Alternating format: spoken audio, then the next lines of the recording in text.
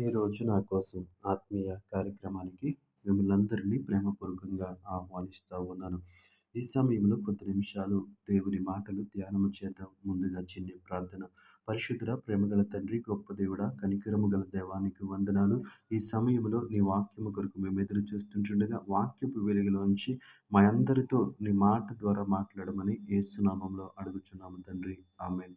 ఈరోజు దేవుని వాక్యము రోమీయులకు రాసిన పత్రిక 12వ అధ్యాయము 9వ వచనము. రోమీయులకు రాసిన పత్రిక 12వ అధ్యాయము 9వ వచనము. చెడ్డదానిని అసహ్యించుకుని మంచి దానిని హత్తుకుని యుండుడి. హత్తుకుని మనము దేనిని హత్తుకోవాలని దేవుని వాక్యం సెలవిస్తుంది అంటే మంచి దానిని హత్తుకుని జీవించమని దేవుని వాక్యము సెలవిస్తూ ఉంది. అయితే ఈ లోకంలో మనము శారీరకంగా జీవిస్తూ ఉన్నప్పుడు అనేక సందర్భాలలో చెడు వైపు మనము ఉండటానికి అవకాశం ఉంది. చెడు వైపు మనము ప్రభావితం కావటానికి అవకాశం ఉంది. అందుకే దేవుని వాక్యము ఈ విధంగా సెలవిస్తూ ఉంది. చెడ్డ దానిని అసహ్యించుకుని, చెడ్డ దాని పట్ల మనం ఏ విధంగా ఉండాలి అంటే అసహ్యించుకునే వారిగా ఉండాలి. దేవుని నామానికి మహిమ కలుగును గాక. ఈ మాటలు వింటున్న ప్రియ సహోదరి సహోదరుడా, మనము చెడ్డ దానిని అసహ్యించుకుని, ఏంటి చెడ్డది అంటే ప్రతి విషయంలో కూడా మనము చెడ్డది ఏదైతే ఉందో దాన్ని అసహ్యించుకునేలా ఉండాలి. దాని మీద మనకి అసహ్యము పుట్టే విధంగా మనము ఉండాలి. ఎందుకు అంటే అది మన జీవితాన్ని పాడు చేస్తూ ఉంటది. అది మన జీవితాన్ని నాశనం చేస్తూ ఉంటది. చెడ్డది మన కుటుంబాలను నాశనం చేస్తూ ఉంటది.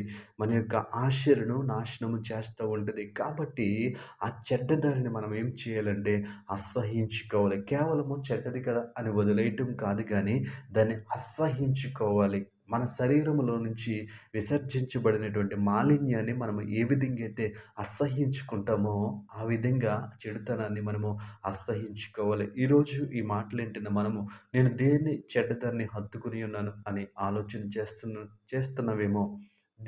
ఏది చెడ్డదాన్ని హత్తుకుని ఉన్నాను అని అనుకుంటున్నావేమో. ఒకవేళ చెడ్డ మాటల్ని మనము హత్తుకుని జీవిస్తూ ఉన్నామేమో. అవును, ఇద్దరు ముగ్గురుగా కూడి మనం మాట్లాడుకున్నప్పుడు ఎలాంటి మాటలు మనము మాట్లాడుతూ ఉన్నాం. అక్కడ లేనటువంటి వ్యక్తి గురించి మాట్లాడుతూ ఉన్నాం. లేదా అక్కడ మన మాట్లాడుతున్నటువంటి వ్యక్తులతో వారిని చిన్న చూపు చూసి మాట్లాడుతూ ఉన్నాం.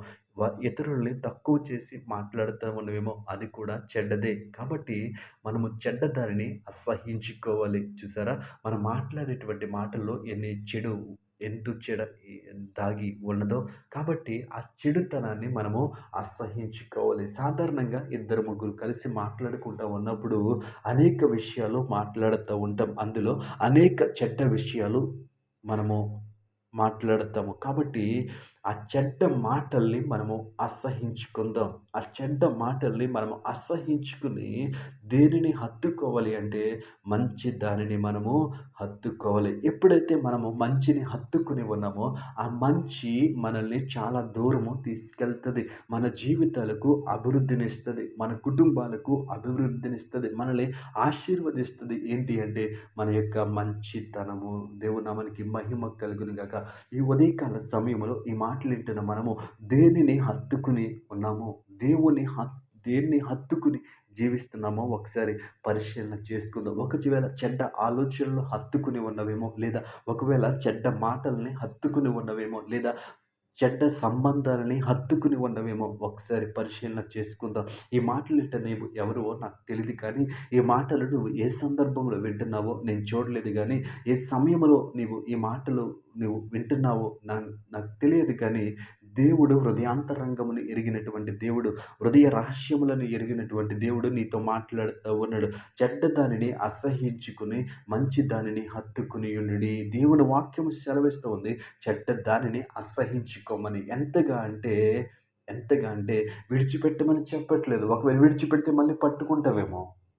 ఒకవేళ మర్చిపోతే మళ్ళీ జ్ఞాపకానికి తెచ్చుకుంటావేమో. కాబట్టి అసహ్యించుకోవాలి.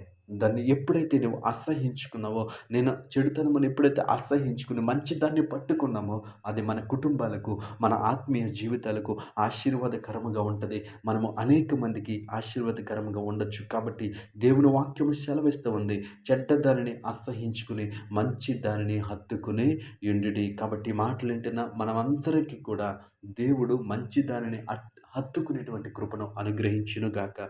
పరిశుద్ధుడా, ప్రేమగల తండ్రి, గొప్ప దేవుడా, నీకు వందనాలు. ఈ సమయంలో ప్రభువా, మంచి దానిని హత్తుకొని జీవించమన్నా. అవును ప్రభువా, ఈ లోకంలో మేము జీవిస్తా ఉన్నప్పుడు వేటిని హత్తుకొని జీవిస్తున్నామో నీకు తెలుసు ప్రభువా. చెడ్డ వాటిని విడిచిపెట్టి మంచి దానిని హత్తుకొని జీవించే కృపను మాకందరికీ దయచేయమని యేసు నామములో ప్రార్థిస్తున్నాము పరమ తండ్రి. ఆమేన్.